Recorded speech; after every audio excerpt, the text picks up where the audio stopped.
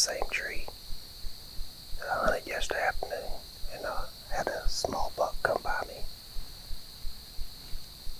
Decided to come in here again this morning, hoping to catch these deer, heading back to bed, hoping to see more than just one deer. Well, actually, all I need is one deer. Just need to see the right deer. But we're just getting into legal light. I won't put the camera away. We'll sit here and wait. Hopefully we see some deer this morning.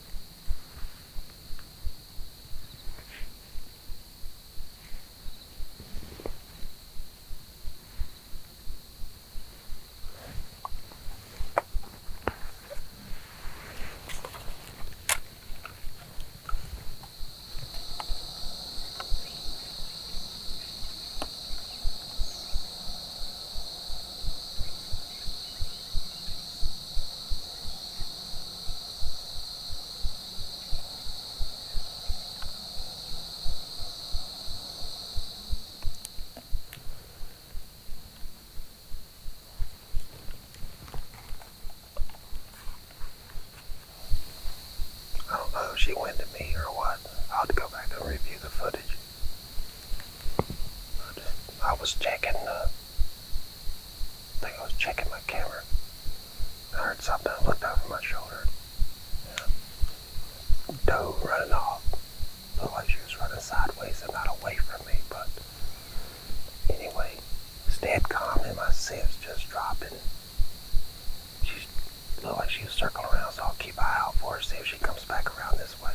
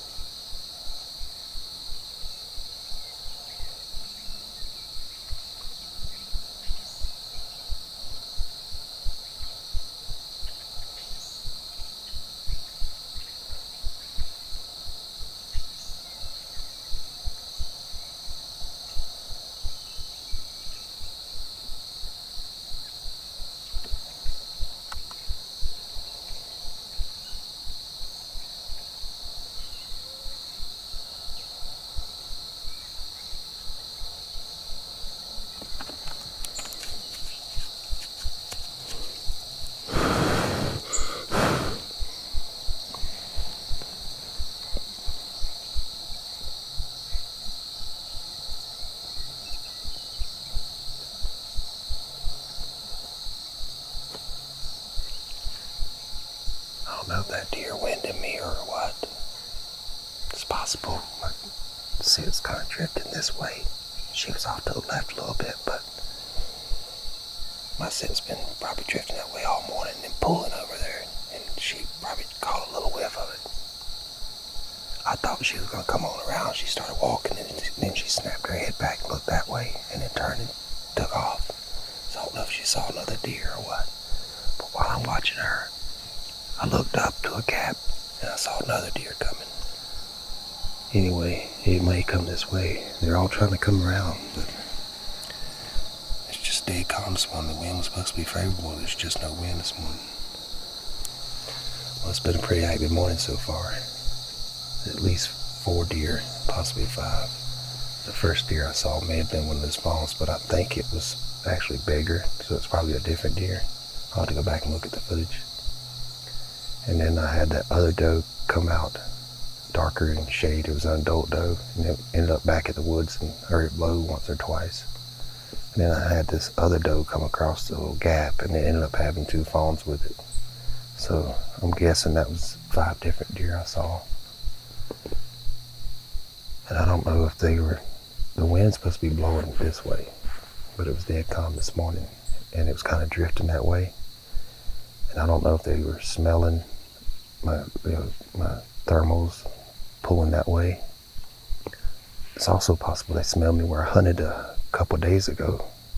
They got to right there where I walked, and they could smell some residual ground scent. Or they may not even smell me at all. It just could be deer acting like deer. But hang in here for another couple hours and see if anything strolls through. We're going in after a pretty good buck that Garrett's been watching the last couple days. Sam has been hunting and Garrett's been filming her, but now it's Garrett's turn and he's going to dive in deep. This is our last day. We're going to hunt this particular section of public. We're going to move on to other places, try them out. Garrett thinks a buck's going to come up these locust trees in the background. He thinks he's going to work up through there. Hopefully, I'm going to get up in those trees in the distance and not only try and film Garrett, but also maybe kill a deer myself or a doe or something, because he's been seeing a lot of does and stuff kind of milling around out this overgrown field. Okay, we're getting close to where I'm going to set up one of these trees here. I'm thinking about setting up as close to the right as possible so I can see farther and shoot farther. I think, or have as many shot opportunities. I think most of the activity is going to be out here based on what Garrett's been seeing. We got a cattail marsh here. Deer can't go through it, but a lot of times they like to skirt it. And that's evident here with this nice trail. It comes through these little short willows and comes right through here. Another one comes out of here. They intersect. So it's possible I'll have some good action. Just find a tree and get up in it. Got a deer bed right here. I don't think I'll bump the deer out of here, but look over my shoulder here. Got another marsh. There's a little high spot as the trail goes right between it and the other marsh. A little pinch point. I think if I just get in this tree here, I can shoot to that trail. And I can still shoot out there a little bit. It's about the best I can do, I think. I'll just get as high as I can.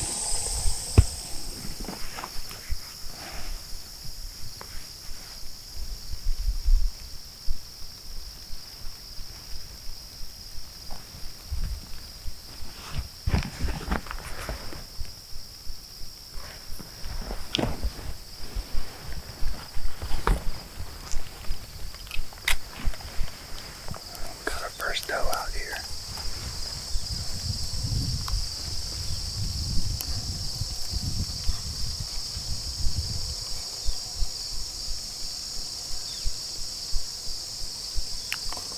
A doe with at least one fawn just entered the field up there. Came out of those cedars or whatever they are.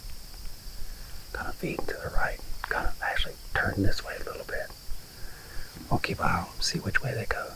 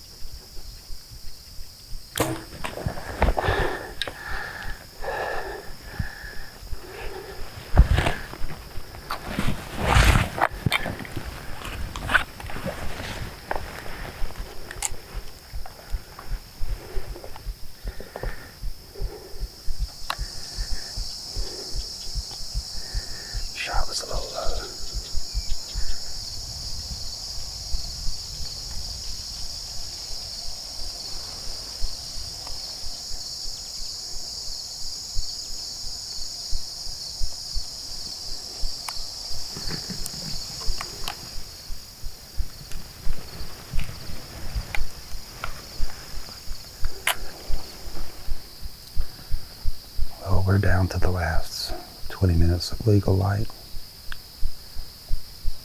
I'm gonna stay in the tree until the end of the legal light. And then I'll start getting my gear together.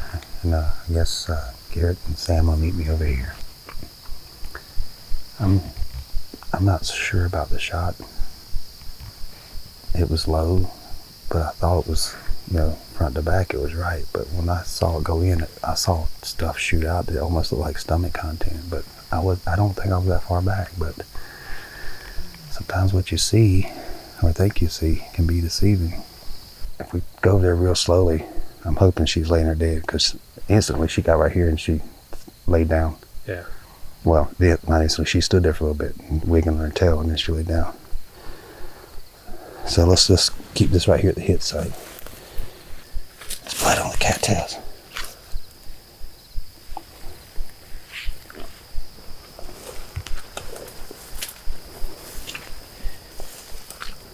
Yeah, there's a pile of blood right here. There's a lot of blood. That's a good sign. There's blood in here too. Yeah, she must have started bleeding later.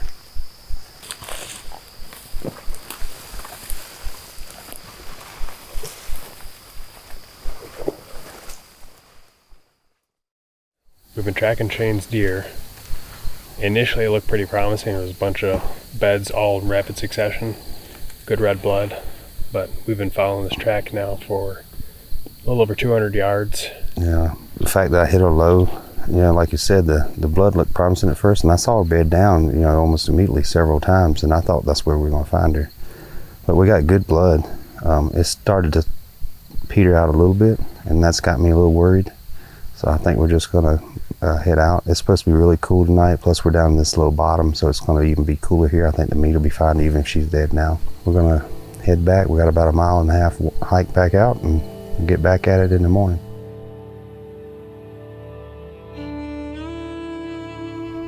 Back out here this evening on a high spot, the glass down in the area. I shot that doe yesterday. Wasn't able to recover it this morning, lost blood, and I'm a little perplexed on where it may be. I'm kind of hoping at this point that maybe I'll see some crows or vultures or something clue me in on where she ended up dying, if that is the case.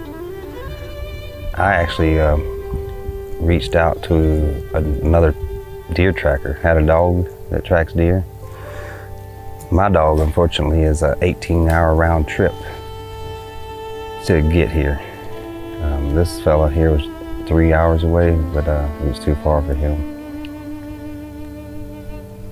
I'm just not sure what happened. I'm hoping the deer survive.